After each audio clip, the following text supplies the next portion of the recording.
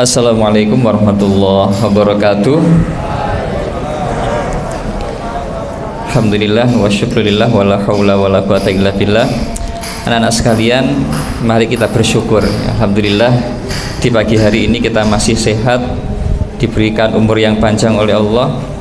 Semoga kesehatan dan umur yang panjang ini menjadikan kita bertambah takwa kepada Allah, bertambah baik, bertambah solih dan solihah, ya. Anak-anak sekalian, pada kesempatan pagi hari ini kita akan belajar tadabbur Quran. Nanti saya minta di antara kalian ada yang membantu membacakan. Ini ada 3 nama yang sudah saya catat. Nanti dibantu membacakan ke depan. Surahnya ada di dalam surah Al-Baqarah. Surah Al-Baqarah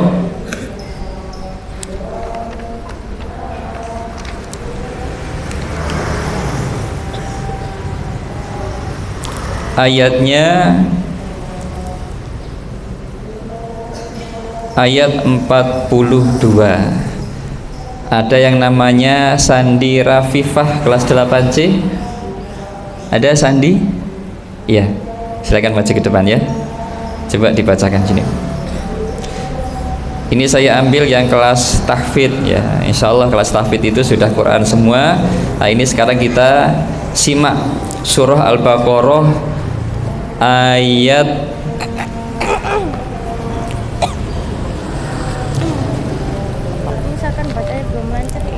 tidak apa-apa ya. Dibaca ayat 40 dan 41. Bisa dipegang? A'udzubillahi. Ini ya? Iya. A'udzubillahi minasyaitonir rajim. Bismillahirrahmanirrahim. Ya ban. Ya bani Israil kuru ni'matillati an'amtu alaikum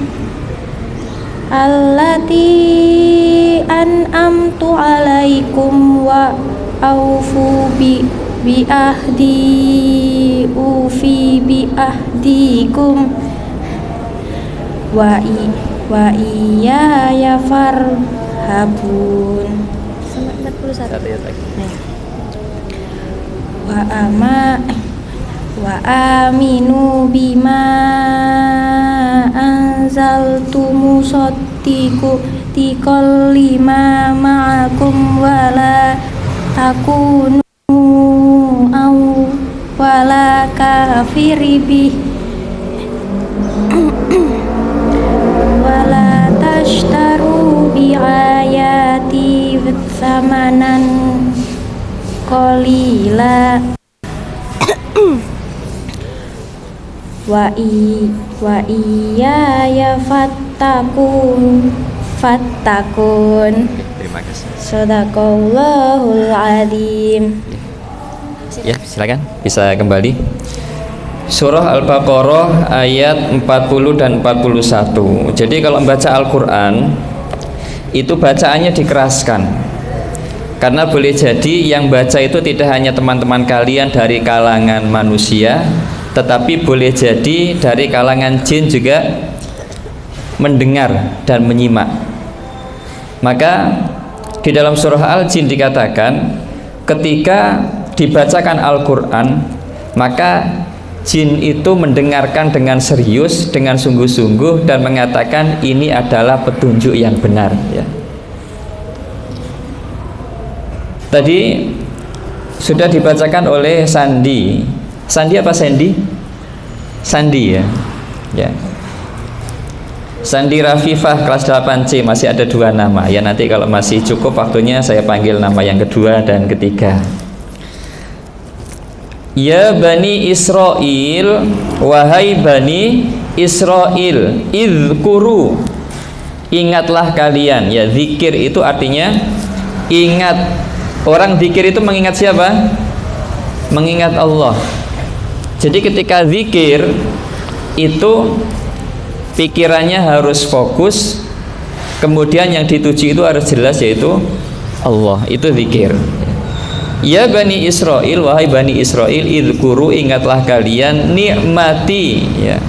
Apa nikmati? Nikmatku, bukan akan mati ya, nikmati itu ya.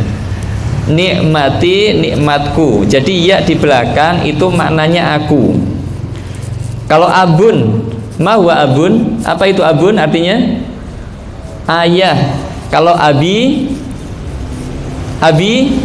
ayahku. Ummun, ibu. Ummi, ibuku. Madrasatun, sekolah. Madrasati, sekolahku. Jadi tambahan i di belakang itu maknanya aku. Wahai Bani Israel, ingatlah akan nikmatku allati yang an'amtu, aku berikan alaikum kepada kalian. Wa aufu bi ahdi, dan penuhilah janjiku. Ufi bi ahdikum, maka aku akan penuhi janjiku kepadamu. Wa iya ya farhabun, dan hanya kepadaku, katanya Allah, farhabun, kamu itu hendaknya berharap.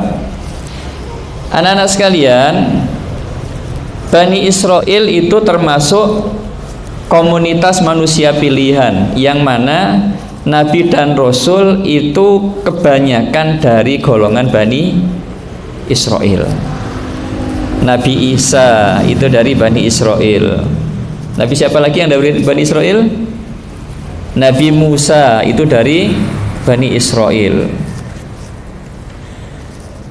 Maka Bani Israel ini termasuk manusia pilihan, sehingga banyak di antara mereka yang menjadi Nabi dan Rasul. Diingatkan kepada Bani Israel, wahai Bani Israel, penuhilah janjiku. Pertanyaannya, apakah Bani Israel punya janji kepada Allah? Punya janji kepada Allah? Punya.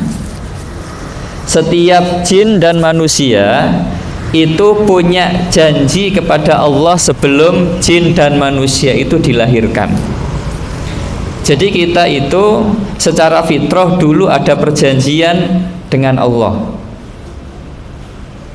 Jadi dulu kita itu ada perjanjian dengan Allah. Apa perjanjiannya? Bahwa nanti ketika kita lahir di dunia, kita ini adalah orang yang tunduk dan patuh kepada Allah. Maka fitrah ketuhanan ini, setiap orang itu pasti punya nilai-nilai ketuhanan, karena setiap manusia dan jin itu lahir karena kasih sayang Tuhan, yaitu Allah. Contoh, ketika kalian perjalanan berangkat ke sekolah, kemudian di tengah jalan kalian melihat ada kecelakaan, ada orang yang masih terkapar, kemudian penuh dengan darah di wajahnya, apa yang kalian rasakan? Senang apa kasihan? Kasihan. Itu adalah nilai ketuhanan, ya. Artinya ada rasa iba kasihan, itu yang ditanamkan kepada setiap makhluk, terutama jin dan manusia. Yang kedua,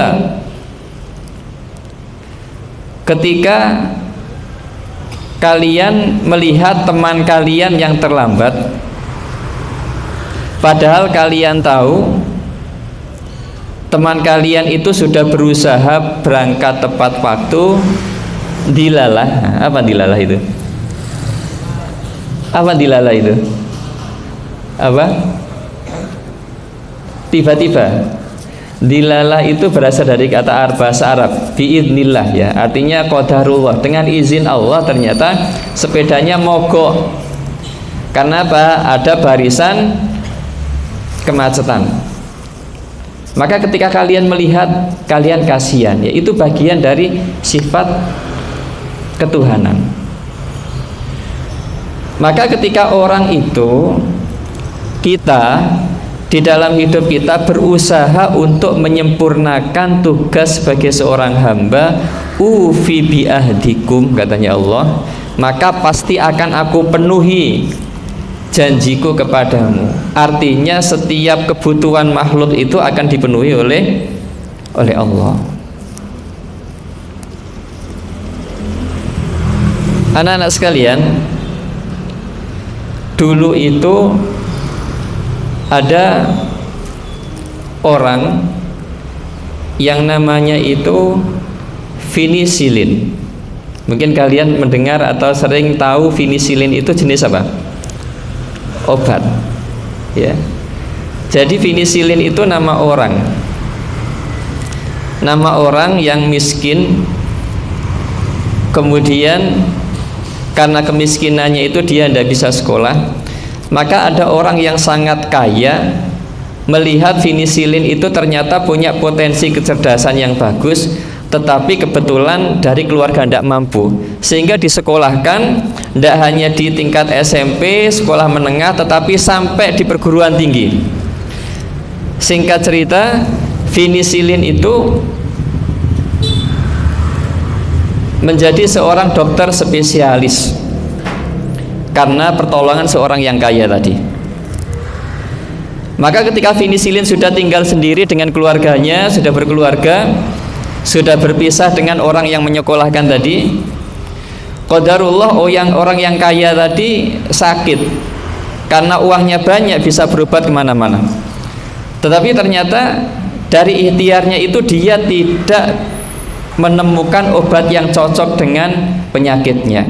Jadi belum ada satu dokter pun yang bisa mengobati, karena penyakitnya itu unik, belum pernah ditemukan. Sampai kemudian divonis oleh dokter, Bapak ini kalau menurut diagnosa dokter, Bapak itu usianya sudah tidak panjang, karena sudah penyakitnya sudah merantak ke seluruh tubuh.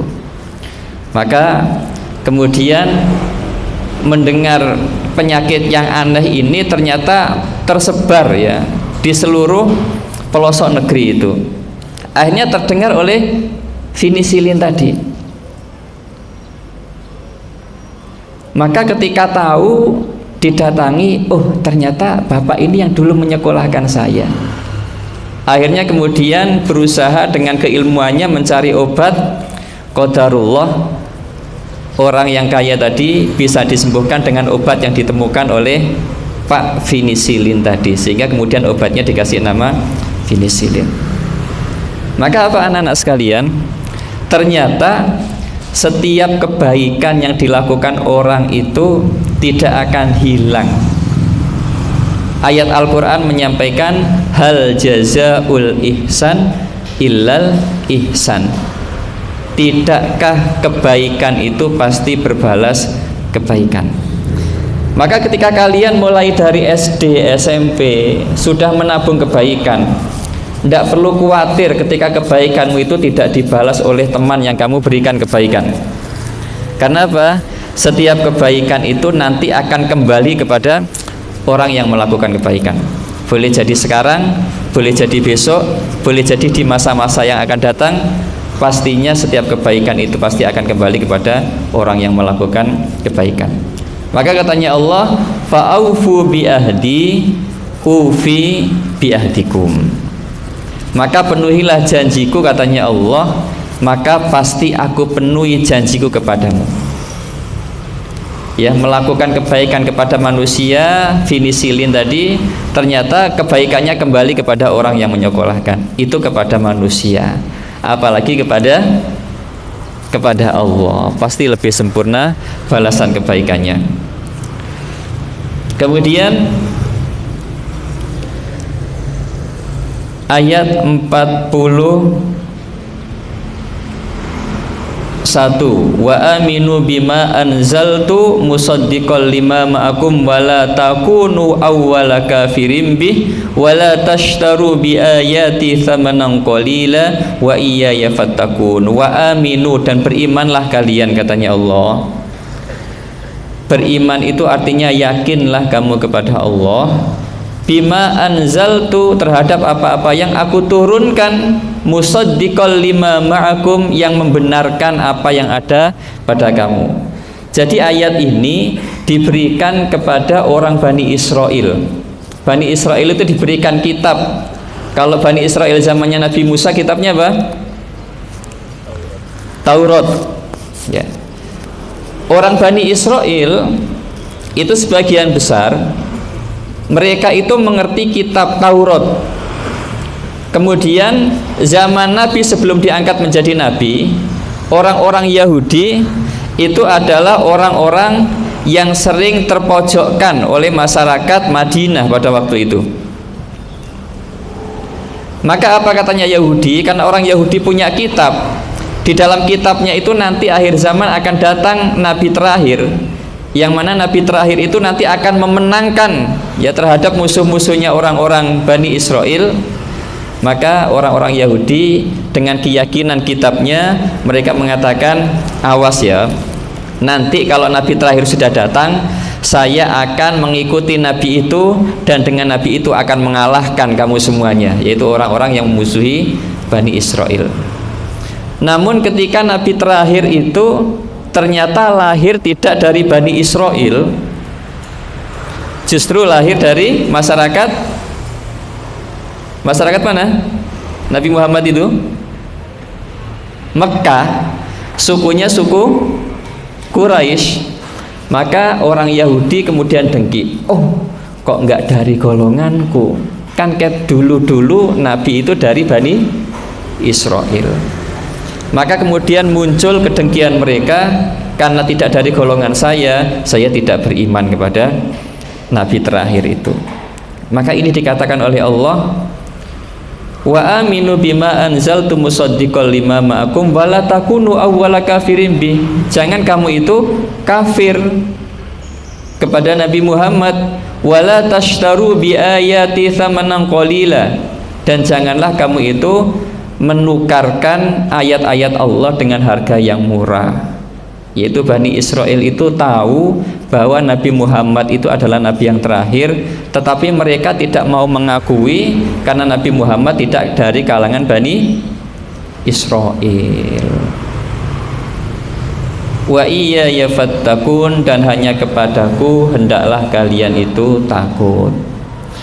Maka anak-anak sekalian, Bani Israel itu adalah sebuah pelajaran bagi kita.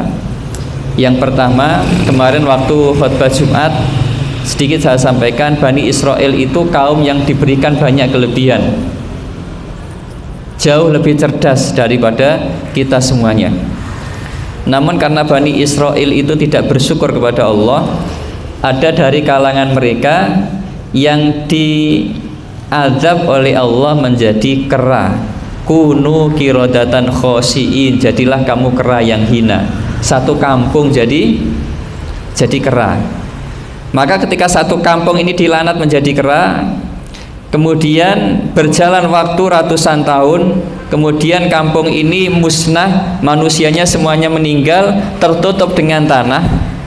Kemudian ada ilmuwan dari barat yang namanya Darwin. Darwin ini ketika kedok-kedok tanah menemukan kerangka mirip manusia, tetapi lebih dekat dari golongan kera, sehingga ada teori Darwin yang mengatakan bahwa asal muasal manusia berasal dari kera. Padahal kera itu adalah manusia yang dilaknat oleh Allah karena mereka tidak mau beriman kepada Allah. Yang kedua, anak-anak sekalian, Bani Israel itu pernah minta kepada Nabi Musa, wahai Musa, coba kalau memang Tuhanmu itu maha kuasa, saya ingin ketemu dengan Tuhanmu. Kalau saya melihat langsung, saya tak beriman. Itu Bani Israel. Maka apa yang terjadi? Ketika diizinkan oleh Allah, belum melihat Allah, masih melihat nurnya Allah. Apa itu nur? Cahaya. Jadi nur itu artinya apa? Cahaya. Kalau Nuryanto apa? Jadi nur itu maknanya cahaya. Maka ketika Bani Israel itu sudah menunggu ingin bertemu Allah, maka dari balik bukit, belum melihat Allah langsung, masih melihat cahayanya saja, maka Bani Israel itu semuanya mati ya, seakan-akan disambar petir karena begitu kuatnya cahaya Allah. Jadi anak-anak sekalian, orang Islam itu adalah orang yang menggantungkan seluruh hidupnya kepada Allah, bukan kepada selain Allah. Jadi kekuatan kita itu bukan terletak kepada fisik, bukan. Karena fisik itu sangat mudah hilang. Kalian meskipun fitness setiap hari, pagi sore fitness sampai tubuhnya terbentuk, coba sehari kamu tidak makan, masih kuat? Lemes. Ketika kena stroke, bisa jalan? Tidak bisa. Maka kekuatan orang Islam itu terletak kepada kedekatannya kepada Allah ya. Jadi meskipun mungkin secara fisik kita lemah, tetapi kita memiliki kedekatan yang begitu dekat dengan Allah. Maka ketika ada orang ingin berbuat jahat kepada kita, maka Allah yang akan melindungi. Jadi bagi anak-anak yang mungkin di luar, belajar ilmu bela diri, belajar ilmu apapun, kalau ada unsur pertolongan kepada makhluk, bisa kepada jin, bisa kepada apapun ya, itu dihindari. Karena Nabi kita saja itu tidak pernah belajar yang seperti itu. Nabi kita tidak pernah belajar ya ilmu-ilmu seperti itu. Maka apa yang dipelajari Rasulullah? Rasul mendekat kepada Allah, kemudian Allah memberikan pertolongan kepada Nabi kita. Maka anak-anak sekalian, mari kita mendekat kepada Allah. Pembiasaan-pembiasaan baik yang kita lakukan ini dinikmati, agar apa? Kebaikannya nanti kembali kepada kalian semuanya. Semoga menjadi keterangan yang bermanfaat. Wassalamualaikum warahmatullahi wabarakatuh.